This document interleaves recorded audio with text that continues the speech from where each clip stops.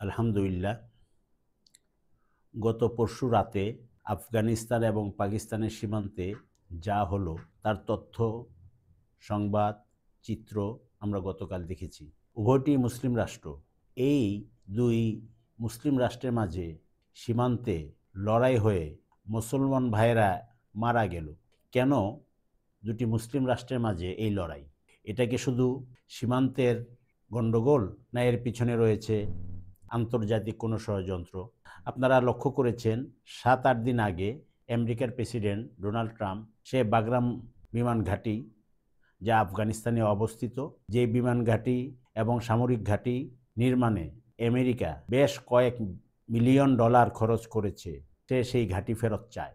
আফগান শাসক তারা জানিয়ে দিয়েছে, আফগানিস্তানের সরকার স্পষ্ট ভাষায় বলেছে যে বাগরাম ঘাঁটি ফেরত দেওয়া সম্ভব নয়।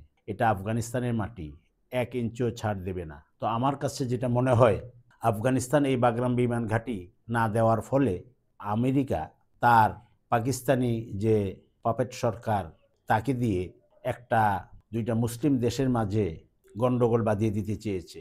বিশেষ করে আফগানিস্তানের শাসকের উপর, ক্ষমতায় কেন্দ্রে যারা আছে তাদের উপর চাপ সৃষ্টির জন্য এই আক্রমণ। প্রথম আক্রমণ করে পাকিস্তানি মিলিটারি, তারা নাম দিয়েছে সন্ত্রাস দমনের জন্য।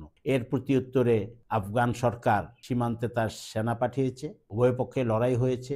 আমরা দেখেছি আফগান সরকার দাবি করেছে ৫৮ জন পাকিস্তানি সেনা নিহত, অপরদিকে পাকিস্তান আবার দাবি করেছে ২০০-র মতো আফগান নিহত।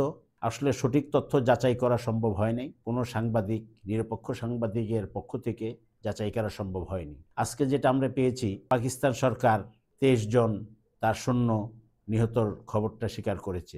তাহলে ২৩ জন তো নিশ্চিত। তো আমি বলতে চাই, দুটি মুসলিম রাষ্ট্র কেন পরস্পরের সাথে তারা এভাবে হানাহানি করবে?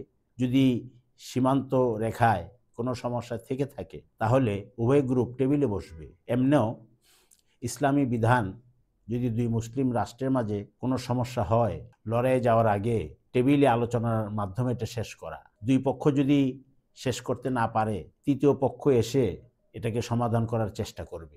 এমন তৃতীয় পক্ষ যেই তৃতীয় পক্ষকে উভয় দেশেই মানে। বর্তমানে জেনেভা কনভেনশনের মাধ্যম দিয়ে বেশ কিছু আইন আছে, জাতিসংঘ আছে, যদিও কথা আছে তারা কতটুক কি করতে পারবে।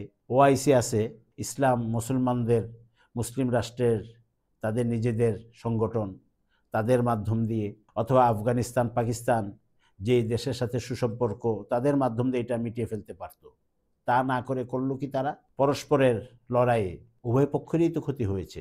তো এখানে বুঝতে হবে যে এটা কি রাষ্ট্রীয় সীমান্ত সংঘাত, এখানে আন্তর্জাতিক কোনো হাত আছে। তো এই ব্যাপারে যখনই এরকম কোনো সমস্যা আসবে সামনে, দুইটা মুসলিম রাষ্ট্র হলে তো বিশেষভাবে লক্ষণীয়। যদি দুইটা মুসলিম রাষ্ট্র নাও হয়, মুসলিম অমুসলিম হয়, সবার আগে আলোচনার মাধ্যমে সমাধান করা উচিত।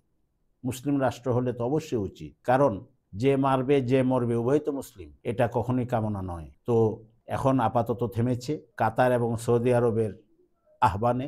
আমরা চাই এটা স্থায়ীভাবে থেমে যাক। যদি কোনো সমস্যা হয়, সেই সমস্যা আলোচনায় সমাধান হোক।